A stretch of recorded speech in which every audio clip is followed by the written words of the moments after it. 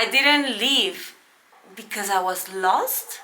I think I left because I found myself.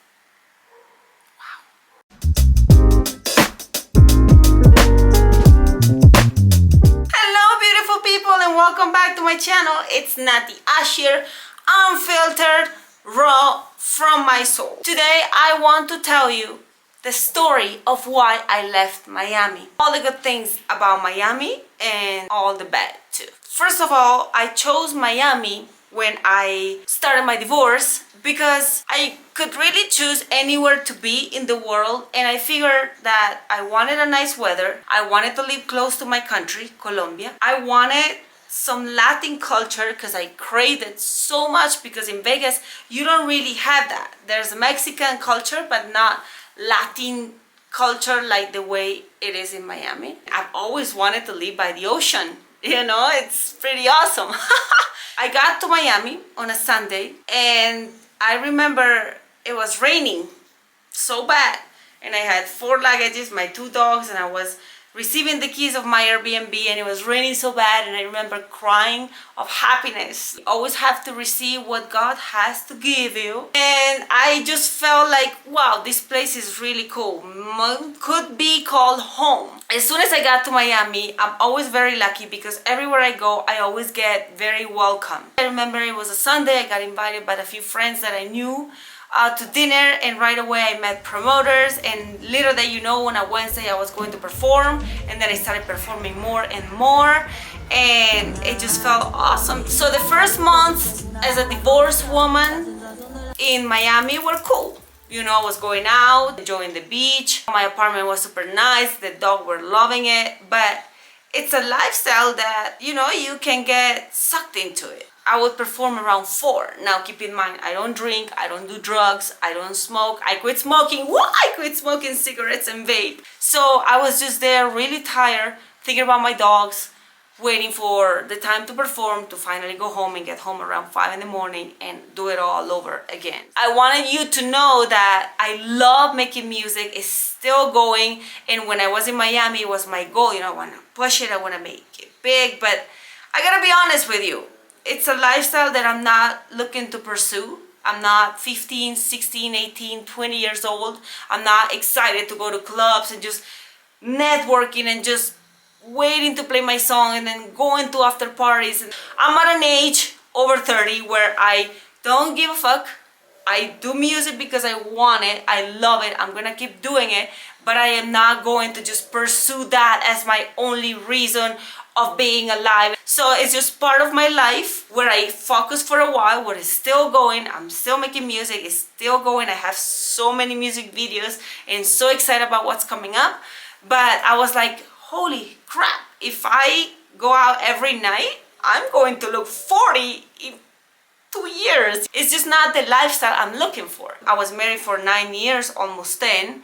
So that says a lot about me. I am not somebody that loves just partying and going out and dating and meeting different people. Like, I'm really not. All I've ever been looking for is a home, a place to call home, since I have been taken and moved away so many times. So Miami didn't feel like home. Miami felt amazing. Miami is like paradise, but paradise sometimes is just not peace. Miami gave me so much: music, growth, great friends, opportunities, independency. You know, I went through all my trauma of like making it on my own, starting from zero emotionally. You know, I didn't even know how to pay taxes, like nothing, and I started listing my place and just figuring it out, and slowly I started to realize that, wow, you know, you can do it on your own after so many years where you kind of convince yourself that you're not able to do it on your own. This could inspire you if you're in a situation where you feel like you cannot do things alone, or you feel worthless, or you're afraid. It's not easy at first, but at some point you wake up and you realize all the things you've done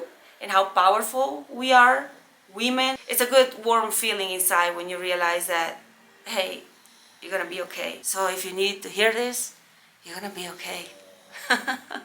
You will. Miami was partying, was cool, but reality is I have an antisocial personality, which means I'm the type of person that could go to an event, do the red carpet, take some pictures, and leave. Get the fuck out.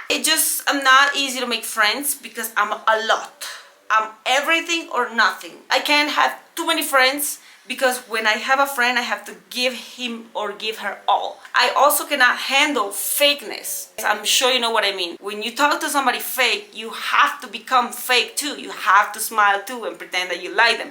And I am not putting up with that shit anymore. I got to my 30s and I'm like, I am not doing anything I don't want. I am not hanging out with people I don't want to. So during the 2 years in Miami, I gave the opportunity I had almost 3 dating experiences. One almost turned into a relationship, but the other 2 were like a wake-up call. I went out with these guys and then so many things trigger me and I go, listen, in my life, I don't ever want to date a famous person. Like, I don't want to do that anymore. I don't want to deal with men that think that because they have money, they can treat you like shit or like an object or make you feel less. I am not doing that ever again. I'm not dating a narcissist again.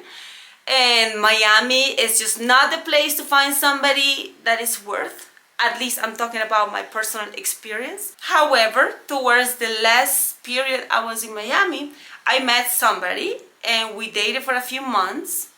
He was pretty away from the scene, from flashy like Miami is, but things didn't go well for other reasons. I think that was the main reason why I decided that I needed a break from Miami. At some point I started listening to myself and I realized that that lifestyle and the projection of my future isn't really what I'm looking for. I think in your 30s you start like searching within. You realize all your traumas and your disorders, and that's the moment when you can choose to deal with them, try to heal, or just numb them and spend the rest of your life controlled by your disorders. I decided to put a stop to that, to start reading, studying, meditating, going to therapy, figuring out all the past traumas I had from my childhood, I had from my marriage and from my relationship with my mom. All these type of things started to come out, and as I was like healing, I'm reading this book. A few days ago, I read this part, Letters from Seneca to his friend, right? It's stoicism. When you keep changing, when you keep starting over, well, you're really not at peace because you have to have a beginning and an end, death, you know, and have a full good life. But if you keep switching and keep beginning, and at some point it says that some people don't even start, it ends and they never start. So it hit me because I've been living in so many different places, but then it got to a really nice part where it says there are some places in the world where it's not the best environment for healing in process souls. I am a soul that is in process of healing. And Miami is not the place to heal. Miami is partying. Miami is going to yachts and spend the day on the beach. Miami is dating people that are not interested in building something solid like I want. So I moved to my hometown, Pereira. I spent Christmas there. It's so crazy because I used to hate Bogota because it's just a cold city. Supposedly it's dangerous, and it is. And I never found magic in Bogota. So like I said, I love Miami. It's still my home. I have my place there and I go very often. And my company, everything is in Miami, but I just needed a break. Let's go back. So I came to Bogota for a few weeks. I got a lot of opportunities to start studying acting. I got a manager to do big castings. I have producers here to make music, and I found this beautiful place to stay. So one thing led to another until they're like, okay, are you going to lease the place for a year, or are you just gonna stay from Airbnb to Airbnb? And my dogs were at my hometown and I wanted them with me, so I kind of created this home here, but it wasn't planned. And I took my dogs, look at them, they're here right now, look at them. Oh, and we just created a home here. So guys, Miami gave me everything I wanted. It's a dream city. I think you should leave it once. But I felt like I needed something more real. I felt like at some point I lost myself. Like, okay, this is all cool, NATYASH, but this is not me anymore. And that's why it's crazy, because it feels like you always go back to your roots. When I was 8, I moved to Italy. I lived in Trento, in Rome, then I moved to Vegas, then I moved to Miami. Then look, now I'm here, temporary in Bogota. Who knows? I'm always going to be in the US. In fact, most likely next year I'll be back. Not sure in what city, but I'll be back. I think that the whole point of this video, besides sharing you my story and spill the tea, is giving you a message that you can find peace somewhere. You have to choose to want peace, and it took me long to realize it. Peace is not in Bogota. Peace is not with my partner. Peace is not in my dogs. Peace is within. And to get there, it's a lot of work and mistakes. If I found that you can find it too, no matter in what situation you are right now, remember that living, it's not failure, it's freedom. It could be from a job, from a relationship, from a city, from your family, from a difficult situation. If you decide to walk away, to change, it's valid. It's okay to change. Not all chapters are meant to be forever. Not a relationship, not a marriage, not a job, you know?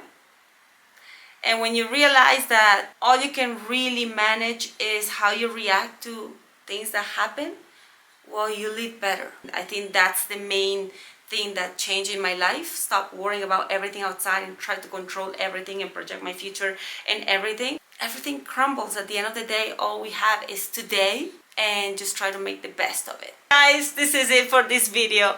I hope you enjoyed it. This is very weird for me to open like this instead of just being funny. So thank you for listening. Thank you for watching. Thank you for being there. I love you, and I'll see you in my next video. What is it gonna be? I don't know yet.